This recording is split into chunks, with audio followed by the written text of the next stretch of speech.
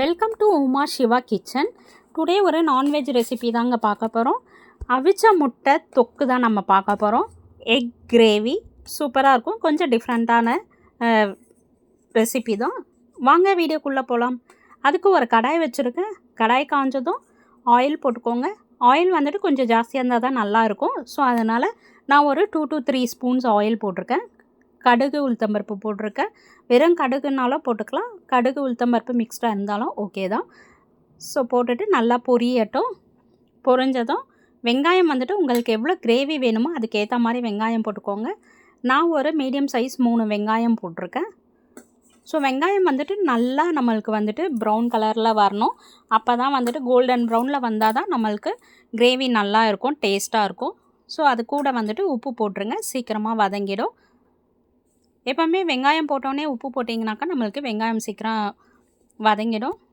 தக்காளி வந்துட்டு உங்களுக்கு எவ்வளோ கிரேவி வேணுமோ அதுக்கேற்ற மாதிரி நான் 3 வெங்காயமுக்கு ஒரு 5-6 தக்காளி நான் போட்டிருக்கேன். நம்மளுக்கு கிரேவி நிறையா வேணுன்றதுனால. ஸோ 5 to 6 தக்காளி போட்டிருக்கேன். அதை வந்து அரைச்சிக்கோங்க. ராவாகவே அரைச்சி அதில் ஊற்றிடுங்க. வெங்காயம் வதங்கினதும் அதில் தக்காளி விழுதவை ஊற்றிடுங்க. ஸோ அதை வந்துட்டு கொஞ்சம் நேரம் ஒரு 5 minutes அப்படியே இருக்கட்டும், கலந்து விட்டுக்கோங்க. அடி பிடிக்காத பார்த்துக்கோங்க. கொஞ்சம் மஞ்சத்தூள் போட்டுக்கோங்க. மஞ்சத்தூள் உங்களுக்கு எவ்வளோ வேணுமோ அது போட்டுக்கோங்க. தனியாத்தூள் கொஞ்சம் போட்டுக்கோங்க. ஒரு 1/2 ஸ்பூன் தனியாத்தூள்,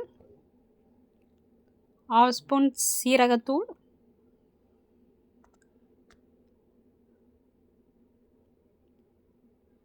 நான் வேறு தனி மிளகாத்தூள் தான் நான் போட்டிருக்கேன். ஒரு 1 ஸ்பூன் போட்டுக்கிறேன்.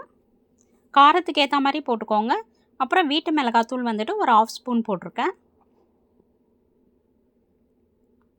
ஸோ தனி மிளகாத்தூள் போடும்போது டேஸ்ட்டு நல்லா இருக்கும். ஸோ அதனால் வந்துட்டு கொஞ்சம் ஆட் பண்ணியிருக்கேன். கலரும் நல்லா கொடுக்கும்.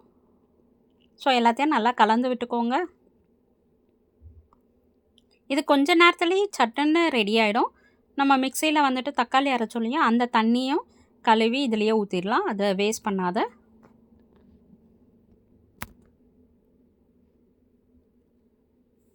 நம்மளுக்கு சீக்கிரமாகவே ரெடி ஆகிடும். இது ஒரு 5 minutesலேயே நம்மளுக்கு இந்த தொக்கு ரெடி ஆகிடும். சைட் பை சைட் நீங்கள் முட்டை வந்துட்டு எத்தனை வேணுமோ அதை வந்துட்டு அவிச்சு வச்சுக்கோங்க, பாயில் பண்ணி வச்சுக்கோங்க. இது நல்லா கொஞ்சம் சுண்டி வரட்டும். பாருங்கள், நல்லா நம்மளுக்கு சுண்டி வந்துருச்சு. ஸோ இந்த ஸ்டேஜில் நம்ம கருவேப்பிலை போட்டுட்டு, கொத்தமல்லி கருவேப்பிலை போட்டு சிம்மில் வச்சுருங்க. இப்போ முட்டை வந்துட்டு பாயில் பண்ணி வச்சுருக்கேன். அந்த முட்டையை வந்துட்டு ஒரு 4 கீரல் மாதிரி போட்டுக்கோங்க. இதை மாதிரி கட் பண்ணி விட்டுக்கோங்க. ஃபுல்லாக கட் பண்ண வேண்டாம். ஸோ கொஞ்சம் கொஞ்சம் கட் பண்ணிக்கோங்க. நீங்கள் பாதியாக கட் பண்ணிங்கன்னா அப்படியே அதோடைய எல்லோலாம் அந்த தொக்குலேயே வந்துட்டு ஸ்மாஷ் ஆகிடும். ஸோ அது நல்லா இருக்காது. அப்புறம் முட்டை வாசனை வர ஆரம்பிச்சிரும்.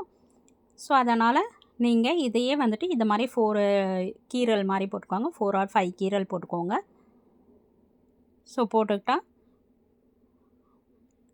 எல்லாத்தையும் மீதமுள்ள எக்கும் அதே மாதிரியே பண்ணி போட்டுட்டு ஒரு 5 minutes கலந்து விட்டுட்டு 5 minutes சிம்லேயே இருக்கட்டும். எல்லாத்தையும் கலந்து விட்டுட்டு இறக்கிடுங்க. அவ்வளோதாங்க, நம்மளுடைய அவிச்ச முட்டை தொக்கு ரெடி ஆகிடுச்சு. இது வந்து சப்பாத்தி ரைஸ்க்கெல்லாம் நல்ல ஒரு காம்போ. இந்த வீடியோ பிடிச்சிருந்ததுன்னா லைக் பண்ணுங்கள், ஷேர் பண்ணுங்கள், சப்ஸ்கிரைப் பண்ணிக்கோங்க. உங்கள் ஃப்ரெண்ட்ஸ் அண்ட் ரிலேட்டிவ்ஸ்க்கு ஷேர் பண்ணிக்கோங்க.